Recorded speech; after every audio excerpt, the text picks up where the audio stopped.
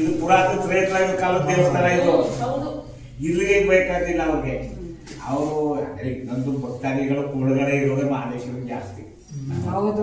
ಸಂಗಮೇಶ್ವರಿಗೆ ಇಲ್ಲ. ನಮ್ಮ ಬ್ರಾಹ್ಮಣರು ಸ್ವಲ್ಪ ಲಿಂಗಾಯತರು ಸ್ವಲ್ಪ ಬಿಟ್ರೆ ಇನ್ಯಾರು ಇದ್ರೆಯವರು ಸಂಗಮೇಶ್ವರ ಹೇಳೋರಿಲ್ಲ. ಆ ಬಾಗಿಲು ತೆಗೆದಿದ್ದೀವಿ, ಒಂದು ದೀಪ ಒಂದು ಮಂಗಳಾರತಿ ಆರತಿ ತಗೊಂಡು ಹೋಗ್ತೇನೋ ಅವ್ರು ದುಡ್ಡು ಕಾಸಿಗೆ ಕೇಳ್ತೀವ. ಈಗ ಬಂದು 30 ವರ್ಷ ಆಯ್ತು, ಯಾರು 500 ರೂಪಾಯಿ ಕಾಣೆ. ನಾನು ₹1 ತರೋದೇ ಕಷ್ಟ. ₹1 ಹಾಕೋದೇ ಕಷ್ಟ. ಅದು ನೀನ್ ಪ್ಯಾಂಟ್ ಹಾಕೋಬತ್ತ ಹಾಕೋದಿಲ್ಲ, ಅವ್ರು ಹಿಂದ್ ಬರ್ತಾರೆ ಸುಮ್ಮನೆ ಕೈ ತಗೊಂಡೋದಕ್ಕೆ. ಅದನ್ನು ಮಾಡ್ಕೊಳ್ಳಿ. ಬಂದ್ರೆ ನಾವು ಏನಾದ್ರು ಆಗ್ಲಿ ಒಂದ್ ದಿವ್ಸಕ್ಕೆ ಪೂಜೆ ಮಾಡ್ಬಿಡೋಣ. ಬರೋರೇ ಮತ್ತೆ ನಾನು 1 ವರ್ಷ ನೋಡಿದೆ, 6 ತಿಂಗಳು ನೋಡಿದೆ, 15 ದಿವಸ ನೋಡಿದೆ. ಇದು ಹಣೆ ಬರ ಇಷ್ಟೇ. ಒಂದು ಒಳ್ಳೇದಾಗ ಒಂದು ಕೆಟ್ಟದ್ದಾಗಬೇಕಂತೆ. ಒಂದು ಒಳ್ಳೇದಾಗ ಒಂದು ಕೆಟ್ಟದ್ದಾಗಬೇಕಂತೆ. ಈಗ ಇದು ಕೆಟ್ಟದಾಗ್ಬಿಟ್ಟಿದೆ. ಯೋಗ ಬಂದಾಗ ನೋಡ್ಕೊಳ್ಳೋಣ ಇರ್ತದೆ ಅಷ್ಟೇ.